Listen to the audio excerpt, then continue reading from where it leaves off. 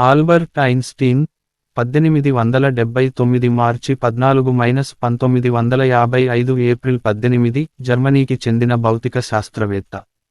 ఆధునిక భౌతిక శాస్త్రానికి మూలమైన రెండు సిద్ధాంతాల్లో ఒకటైన జనరల్ థియరీ ఆఫ్ రిలేటివిటీని, సాధారణ సాపేక్షత ప్రతిపాదించారు.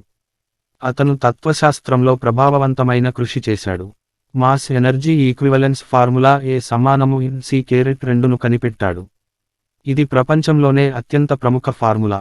1921లో భౌతిక శాస్త్రంలో నోబెల్ బహుమతి గెలుచుకున్నారు. క్వాంటం థియరీ పరిణామక్రమానికి ముఖ్యమైన ఫోటో ఎలక్ట్రిక్ ఎఫెక్ట్ లాను కనిపెట్టినందుకు ఈ బహుమతి అందుకున్నారు అతను కెరీర్ మొదట్లో న్యూటన్ మెకానిక్స్ సంప్రదాయ మెకానిక్స్ను పునరుద్ధరించలేదని భావించేవారు.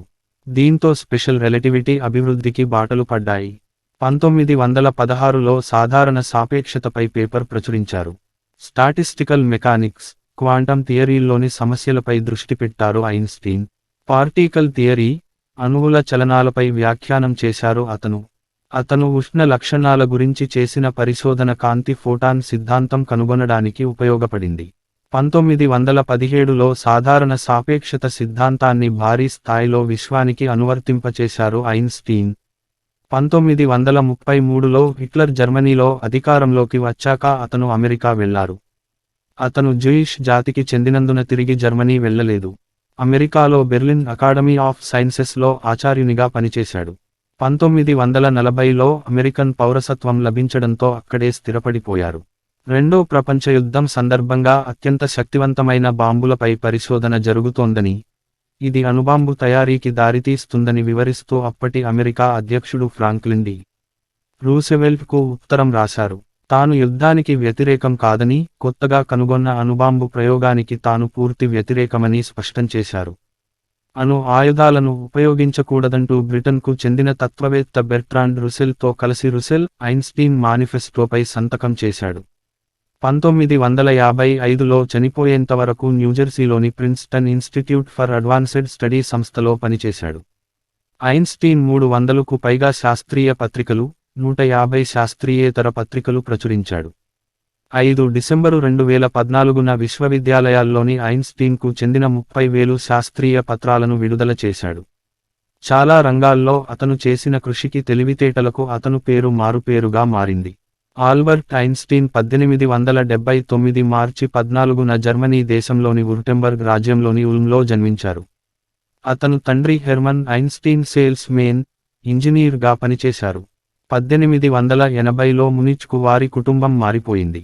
అతను తండ్రి, బంధువు జాకబ్ కలిసి విద్యుత్తు పరికరాలను తయారు చేసే కంపెనీ స్థాపించారు. మరణం ఐన్స్టీన్ 1933. 1955 ఏప్రిల్ 17న ఐన్స్టీన్ ఉదర బృహద్దమని సంబంధ అనూరిజం చీలిక వలన అంతర్గత రక్తస్రావం సంభవించింది. ఐన్స్టీన్ శస్త్రచికిత్సను తిరస్కరించాడు. నేను కోరుకున్నప్పుడు నేను వెళ్లాలనుకుంటున్నాను. జీవితాన్ని కృత్రిమంగా పొడిగించడం నాకు ఇష్టం లేదు. నేను నా వాటాను చేశాను. వెళ్లడానికి సమయం ఆసన్నమైంది. మరుసటి రోజు ఉదయం 76 సంవత్సరాల వయస్సులో ప్రిన్స్టన్ ఆసుపత్రిలో మరణించాడు. చివరి వరకు పని కొనసాగించాడు. శవపరీక్ష సమయంలో Princeton hospital pathologist Thomas Stoltz Harvey, Einstein మెదడును తన కుటుంబం అనుమతి లేకుండా సంరక్షణ కోసం తొలగించాడు. భవిష్యత్ న్యూరోసైన్స్ ఐన్స్టీన్ ఇంత తెలివితేటలు గలవాటిని కనుగొనగలదని ఆశతో. ఐన్స్టీన్ అవశేషాలు దహనం చేయబడ్డాయి. అతని బూడిదను తెలియని ప్రదేశంలో చెల్లాచెదురుగా ఉంచారు. ఐన్స్టీన్ జీవిత కాలక్రమం 1879 జర్మనీ దేశంలోని వుర్టెంబర్గ్ రాజ్యంలోని ఉల్మ్లో జన్మించాడు. 1884 నుండి 1894 మునిచ్లోని కాథలిక్ ప్రైమరీ పాఠశాలకు, లూయిట్పోల్డ్ గెమ్నసిమ్ పాఠశాలలో చదువుకున్నాడు. 1894 నుండి 1895 ఇటలీలోని పవియాకు వెళ్లాడు. 1895 నుండి 1896 స్విట్జర్లాండ్లోని ఆరైలో మిట్టెల్ స్కూలే పాఠశాలలో మాధ్యమిక విద్య అభ్యసించాడు. 1896 వుర్టెంబర్గ్ పౌరసత్వం వదులుకున్నాడు. 1896 నుండి 1900 జురిచ్లో పాలిటెక్నిక్ చదువుకున్నాడు. 1901 స్విస్ పౌరసత్వం లభించింది. 1902 నుండి 1909 స్విట్జర్లాండ్లోని బెర్నెలో స్విస్ పేటెంట్ కార్యాలయంలో పనిచేశాడు. 1902 ఇటలీలోని మిలాన్లో అతను తండ్రి హెర్మన్ ఐన్స్టీన్ మరణం. 1903 మిలెవా మారిక్ను పెళ్లి చేసుకున్నాడు. 1905 4 శాస్త్రీయ పత్రాలను ప్రచురించాడు. 1905 స్విట్జర్లాండ్లోని జురిచ్ విశ్వవిద్యాలయం నుంచి Ph.D. అందుకున్నాడు. 1907 నుండి 1916 సాధారణ సాపేక్షిత సిద్ధాంతాన్ని అభివృద్ధి చేశాడు. 1908 నుండి 1909 బెర్న్ విశ్వవిద్యాలయంలో లెక్చరర్గా పనిచేశాడు. 1909 నుండి 1911 జురిచ్ విశ్వవిద్యాలయంలో అసోసియేట్ ప్రొఫెసర్గా పనిచేశాడు. 1911 నుండి 1912 ప్రేగ్యులోని చార్లెస్ విశ్వవిద్యాలయంలో ప్రొఫెసర్గా పనిచేశాడు. 1912 నుండి 1914 జురిచ్లో ప్రొఫెసర్గా పనిచేశాడు. 1914 బెర్లిన్కు తన కుటుంబంతో సహా వెళ్లిపోయారు ఐన్స్టీన్. కొన్ని నెలల తరువాత వారి 2 కుమారులను తీసుకుని అతను భార్య మిలెవా మరిక్ అతను వదిలి తిరిగి జురిచ్కు వెళ్లిపోయారు. అప్పటికి వారి 2 కుమారులు 4-10 ఏళ్ల వారు. 1914 స్విస్ పౌరసత్వంతో పాటు జర్మన్ పౌరసత్వం కూడా అతనుకు లభించింది. 1914 నుండి 1933 రష్యన్ అకాడమీ ఆఫ్ సైన్సెస్లో సభ్యుడయ్యాడు.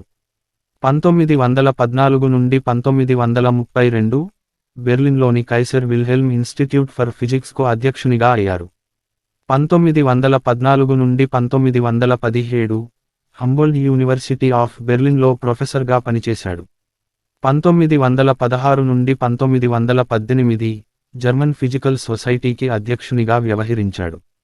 1919 మిలెవా మారిక్కు విడాకులు ఇచ్చిన ఐన్స్టీన్ తన కజిన్ ఎల్సా లోవెందాల్ను వివాహం చేసుకున్నాడు.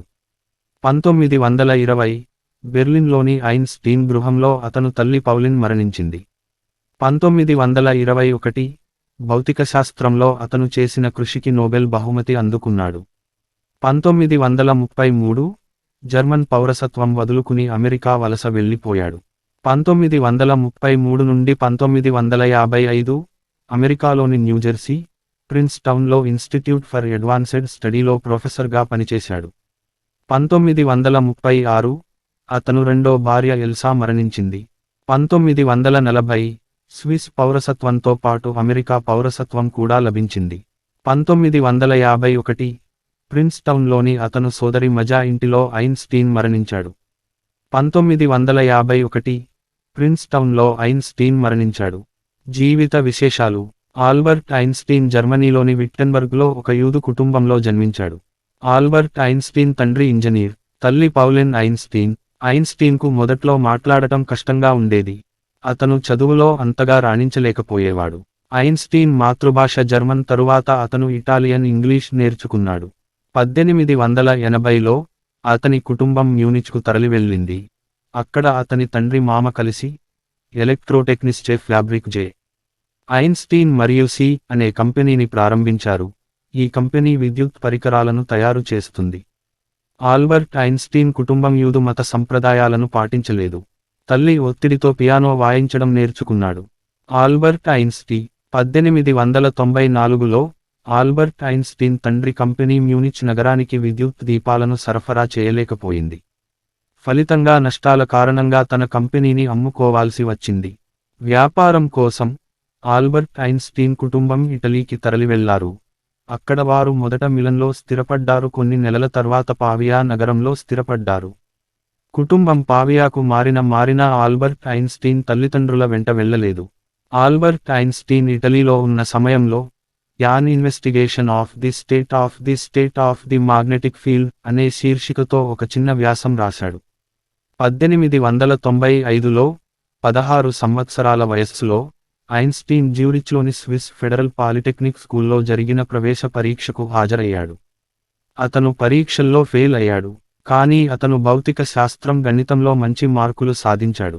ఉపాధ్యాయుల సలహా మేరకు ఆల్బర్ట్ ఐన్స్టీన్ తన మాధ్యమిక పాఠశాల విద్యను పూర్తి చేయడానికి 1895-1896లో స్విట్జర్లాండ్లోని ఆరవ్లో ఉన్న అర్గోవియన్ కాంటోనల్ స్కూల్, వ్యాయామశాల లో చదివాడు.